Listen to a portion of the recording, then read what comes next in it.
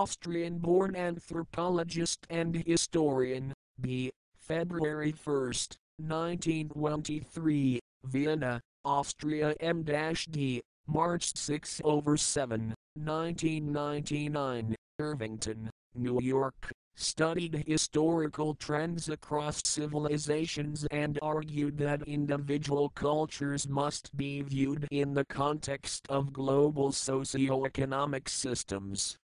His best-known book, Europe and the People Without History, 1982, is a comparison of the effects of European expansion on indigenous peoples of Africa, the Americas, and the Far East.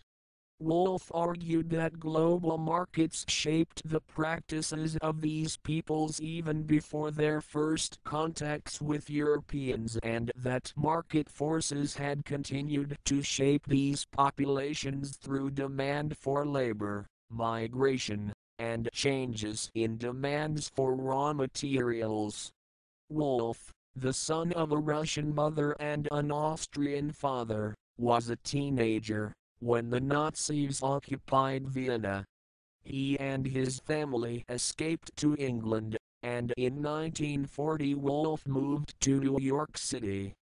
At Columbia University, Wolff studied under legendary anthropologists Ruth Benedict and Julian Stewart.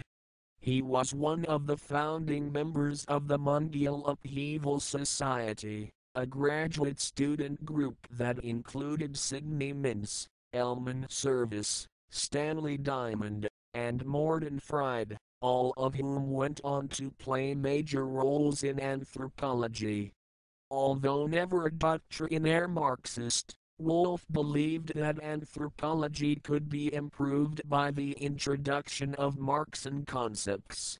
His emphasis on political economy and historical process used Marxian ideas to challenge the functionalist model of cultures as static isolates, and played a major role in introducing ideas of power and material forces into cultural anthropology. Wolff's advocacy of the underdog, born of his experiences during World War II, was also shown in his opposition to the Vietnam War. At the University of Michigan in 1965, Wolff, along with anthropologist Marshall Selins, led the first anti-war teach-in. Wolff summed his career, 300 of 350 words. On the other hand, Eric Robert Wolff, February 1, 1923 and March 6, 1999, left square bracket 1 right square bracket was an anthropologist, best known for his studies of peasants, Latin America, and his advocacy of Marxian perspectives within anthropology.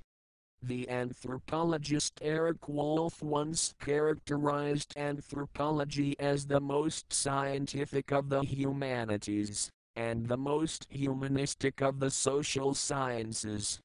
Understanding how anthropology developed contributes to understanding how it fits into other academic disciplines.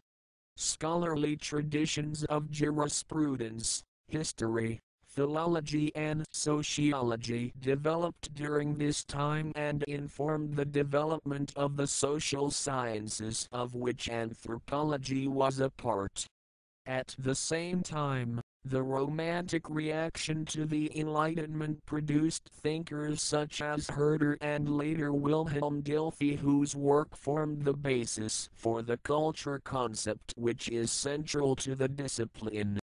These intellectual movements in part grappled with one of the greatest paradoxes of modernity. As the world is becoming smaller and more integrated, people's experience of the world is increasingly atomized and dispersed. However, Karl Marx and Friedrich Engels observed in the 1840s, all old established national industries have been destroyed or are daily being destroyed. they are dislodged by new industries, whose introduction becomes a life and death question for all civilized nations, by industries that no longer work up indigenous raw material but raw material drawn from the remotest zones, industries whose products are consumed, not only at home, but in every quarter of the globe.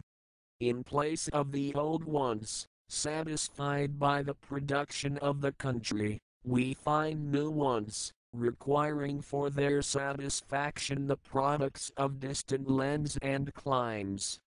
In place of the old local and national seclusion and self-sufficiency, we have intercourse in every direction, universal interdependence of nations.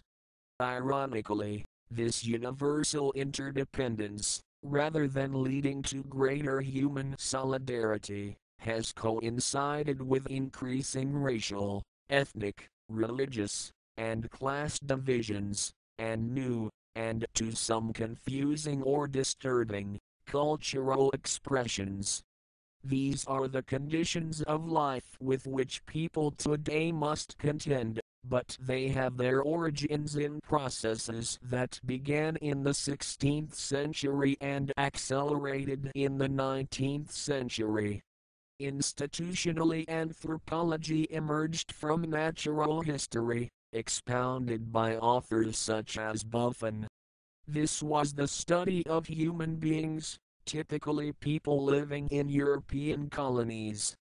Thus, studying the language, culture, physiology, and artifacts of European colonies was more or less equivalent to studying the flora and fauna of those places.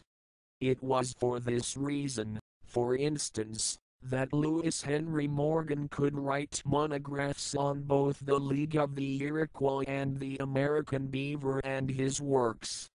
This is also why the material culture of civilized nations such as China have historically been displayed in fine arts museums alongside European art, while artifacts from Africa or native North American cultures were displayed in natural history museums with dinosaur bones and nature dioramas. This being said, curatorial practice has changed dramatically in recent years, and it would be wrong to see anthropology as merely an extension of colonial rule and European chauvinism, since its relationship to imperialism was and is complex.